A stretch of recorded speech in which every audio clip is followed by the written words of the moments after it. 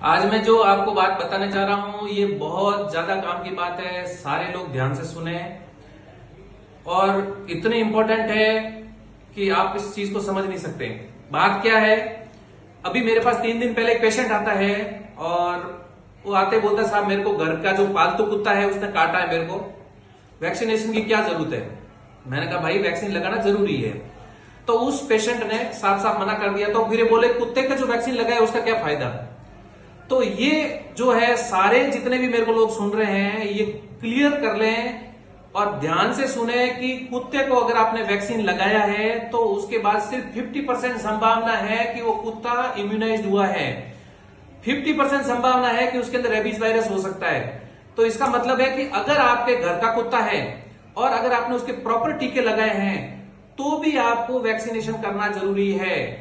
पालतू कुत्ता प्रॉपर टीकाकरण कर रखा है और अगर उसके बाद भी काटा है तो जितना वैक्सीनेशन का तरीका है उसी तरीके से आप चलोगे, क्योंकि रिस्क नहीं ले सकते। रेबीज का दूसरा नाम है मौत होता है।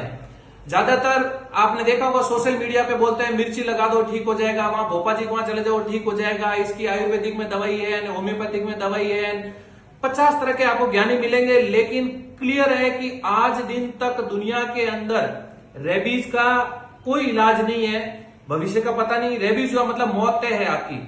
तो कुत्ते ने अगर आपको काटा है तो आपको वैक्सीनेशन करना है और अगर वहां पर घाव बढ़ा है तो वैक्सीनेशन भी काम का नहीं है, उसमें इम्यूनोग्लोबुलिन लगाना है।